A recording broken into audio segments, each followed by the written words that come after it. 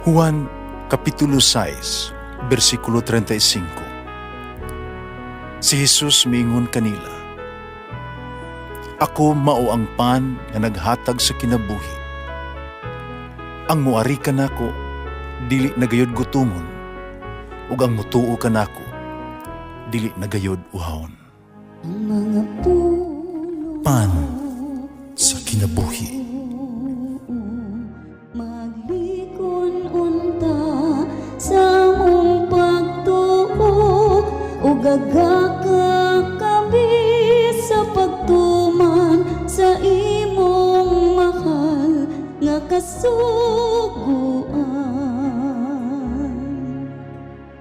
Ginoo man na kaninyo. Santos ng Ebanghelyo sumala ni San Mateo. Miadto kay Jesus sa mga tinun-an ni Juan nga magbubunyag.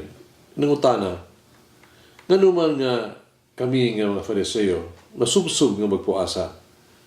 Apan wala magpuasa ang imong mga tinun-an. Si Jesus mitubag, nagunahon na bagay di ay kamo nga magsubo ang mga dinapit sa kumbira sa kasal samtang ang pamanhunon uban pa kanila, dili gayod. Apan moabot ang panahon nga pamanhunon kuhaon gikan kanila o magpuasa na unya sila. Walay magtapak og bag-ong panapton sa daang biste, kaya maong tapak makagisi man sa biste ug mosamot kadako ang gisi niini. Walay tao nga magsulod og bag-ong bino ngadto sa daang sudanan nga panit. Kay kung iya kining himuon, kini magisi ang sudanan, unya ang bino mausik ug madaot ang sudanan. Kinunua, ang bag-ong bino isulod og sa sudanan nga bag-o aron dili maunsa ang bino ug ang sudanan. Ang Ebanghelyo sa Ginoo.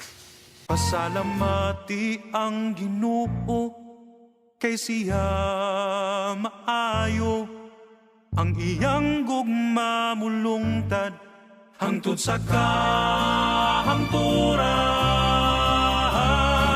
Pasalamati ang Diyos sa tanang mga Diyos, ang iyang gugma malungtaron. Pasalamati ang Ginoo sa mga Ginoo, ang iyang gugma balungtaron.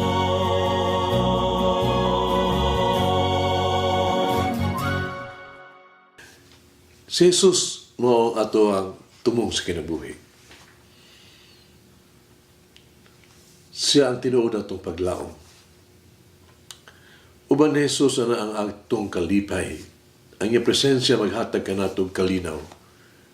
Uban kaniya, mabuhaga ang daghan tanang grasya sa to ang kinabuhi. Wala tayo kabalakan. Kay, walay pagpuasa diya sa gugma. Lunlun lamang kalipay at tumatagang taman. Uban sa itong Ginoo. Ablihan nato ang ato ang mga kasing-kasing alang kang Jesus. Aron kita makatilaw sa bagong bino ba? Sa gugma. Dito diha sa pagbago sa tuas ang kinabuhi.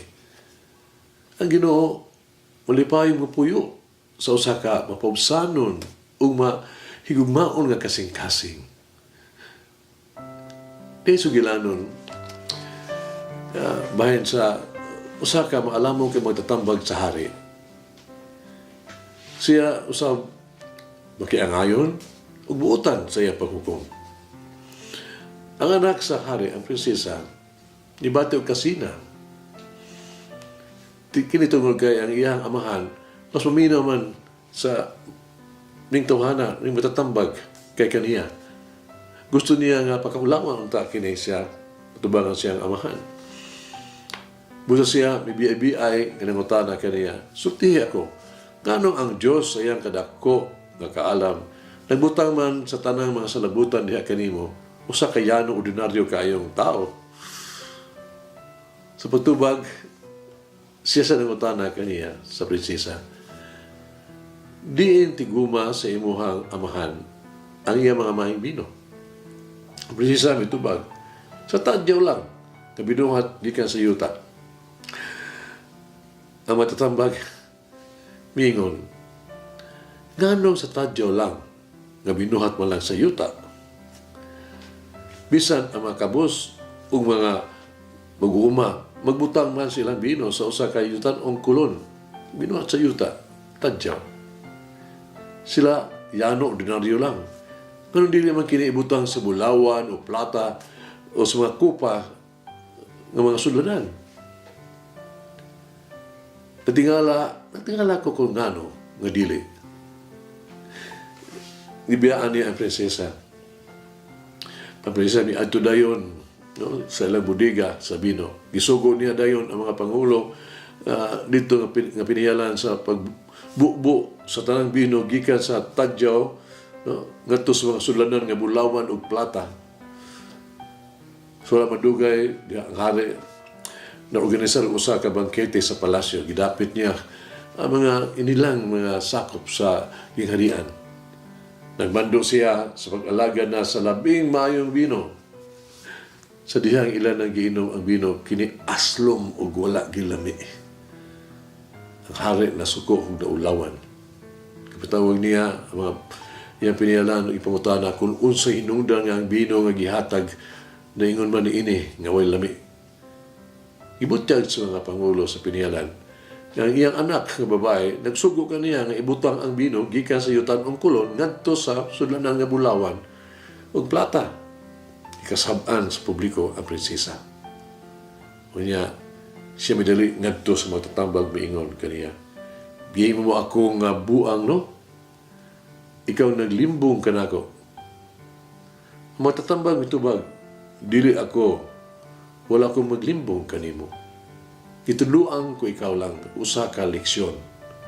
Karon, nabaluan mo na kung ngano ang Diyos magbutang og kaalam ngadto sa yano o ordinaryo nga binuhat. Ang kaalam sama sa bino, labing maayo nga tibigan sa ubos nga mga sulanan sa mga pabsanon. Hagid na ito mga igsoon. Tingino, pulong pa sa Diyos ang magpa-ubos, ipataas. Magpataas ka, ipaubos. Mag-apo kita. Higugmaon o pinanggaon nga Ginoong Hesus. Napasalamat ko kanimo sa tanang maayong mga butang nga ako ang nadawat bikan kanimo. Salamat ako nimo. Kang tanan maayong tao nga imong ipadala sa akong kinabuhi. Ingon ako nga magpasalamat kanimo. Ako sa musaad kanimo karon nga ako makigbahin. Mutabang ko magsakripisyo sa ako. Kung sa ang imong gibuhat kanako, buhaton ko usab kini sa uban. Ang ako nadawat gikan kanimo, ihatag ko kini usab kanila. May gumaon o pinanggaong Ginoong Hesus. Tabangi ako. Uga, ngayon sama unta ako kanimo. Ngam kinabuhi, sama kanimo. Amen. Oh Mary, open my heart and mind to receive the new life of Jesus in me. Renew my heart. Manangin ang Diyos magagahom sa tanan, Amahan, Anak, Espiritu Santo. Amen. May the Lord of the divine mercy bless us all, heal us from all diseases and suffering. Ayun unta niya kita, tanang mga sakit na sa lawas o sa kalag, body and soul. In the name of the Father, the Son, and of the Holy Spirit. Jesus, I trust in you. Amen. Whoever eats the bread of life will never hunger, says the Lord. Kay galaan inyong nabati ang pagpaambit ug hamubong pamalandong sa pulong sa Dios pinaagi sa tulumanon. Pan sa kinabuhi nga gidumala ni Monsignor Daddy Silva. Hangtod na usab sa sunod higayon, daghang salamat. the bread of life.